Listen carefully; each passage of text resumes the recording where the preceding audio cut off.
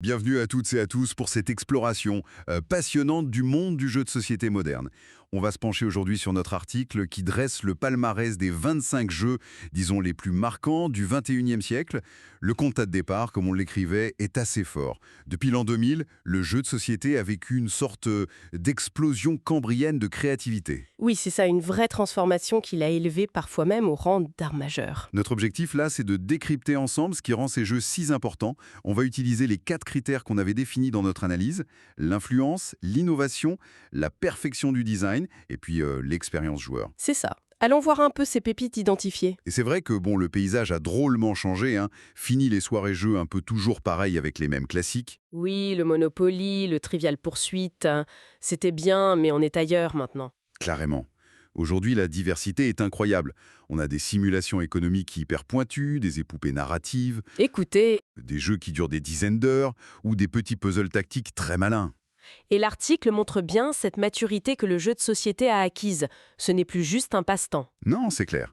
Ce sont des expériences culturelles, intellectuelles, parfois même assez riches. Oui, il y a une ambition nouvelle, une volonté d'aller plus loin dans les thèmes, dans les mécaniques. L'innovation, c'est vraiment un des piliers de cette analyse. Prenons Dominion, classé deuxième. On le présente dans l'article comme l'inventeur du deck building. L'idée, géniale, c'est que construire son paquet de cartes, Ça devient le jeu lui-même. C'est ça qui est fort. Ça a vraiment changé le design ludique pour toujours. c'est ça, une approche qui a durablement marqué le milieu. Et ce qui est fascinant, c'est que c'est né d'une certaine épure, non? Se concentrer juste sur ça, la construction de la pioche. Tout à fait. Alors que d'autres jeux mélangeaient plein de choses. Ça a ouvert une voie hyper fertile ensuite. Autre exemple d'influence majeure cité dans notre papier, Kailus, numéro 15, l'ancêtre du placement d'ouvriers moderne. Ah oui, Kailus, ce mécanisme où on place nos pions, nos ouvriers, pour faire des actions. C'est ça, une base reprise dans, des centaines de jeux depuis. Une influence monumentale, vraiment. Et puis, vite fait, on pourrait citer Hanabi, numéro 20, et sa communication limitée, très maligne. Qui a inspiré The Crew, le numéro 13. Exactement. Ou Seven Wonders, numéro 9, avec son draft simultané. Plus de temps mort entre les tours, c'est élégant. On voit bien comment ces mécaniques deviennent des outils fondamentaux pour les créateurs. Le deck building, le placement d'ouvriers, ce sont des piliers maintenant, quoi. Ces jeux ont redéfini les possibles. Alors, si on regarde le trio de tête qu'on a désigné dans l'article, Gloomhaven en 1, juste devant Dominion et Brass, Birmingham en 3. Gloomhaven, c'est décrit comme un monument. Presque 10 kilos de matériel, ça. Ah oui, c'est le jeu de tous les superlatifs, celui-là. Il mélange exploration de donjons, combat tactique, mais sans les dés.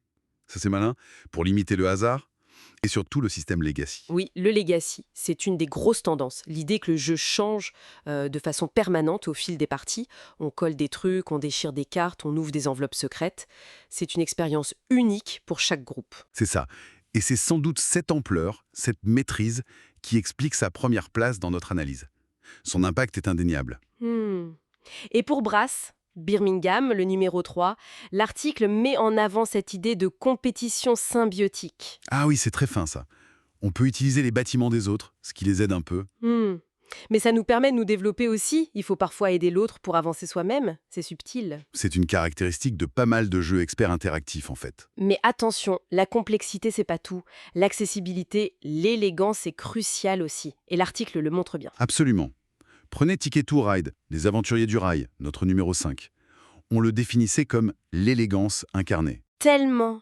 Règle hyper simple, mais une vraie profondeur, une tension. C'est le jeu passerelle par excellence, celui qui a fait découvrir le hobby à tant de monde. Indispensable. Et à l'autre bout du spectre matériel, il y a Love Letter, numéro 25. 16 cartes, c'est tout. Un chef-d'œuvre de minimalisme, comme on l'a écrit. Il prouve qu'on peut faire beaucoup avec très peu. Ça a lancé la vague des micro-jeux. Et c'est ça qui est important. Ces jeux capables d'attirer un public plus large sans sacrifier l'intelligence du design. L'élégance, l'accessibilité, ce sont des formes de perfection aussi valables que la complexité maîtrisée, en fait. Et enfin, un dernier critère important de notre palmarès, la force de l'expérience thématique. Ah oui, l'immersion. War of the Ring, la guerre de l'anneau, numéro 4. Pour sa façon incroyable de capturer l'âme du Seigneur des Anneaux. On s'y croirait, vraiment. Ou Dead of Winter, numéro 22, pour la tension narrative, cette paranoïa avec le traître potentiel. Où les zombies finalement sont presque un décor. L'horreur, elle est humaine. Exactement. Bon, en conclusion, notre article, c'était une tentative de cartographier ces jeux qui ont vraiment défini une ère, en se basant sur ces critères clairs: influence, innovation, perfection, expérience. Oui, et comme on le disait dans le texte, le plus dur, ça n'a pas été de trouver 25 grands jeux. Non, c'était d'en choisir seulement 25, Mm. vu la richesse incroyable de la production actuelle. Tout à fait. Et ça nous amène peut-être à une petite réflexion finale. Mhm. Que nous dit cette montée en puissance des jeux de société, souvent complexes, engageants, qui demandent du temps? Mhm.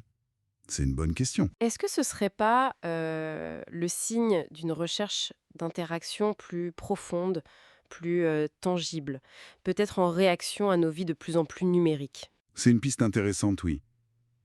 De quoi continuer à réfléchir.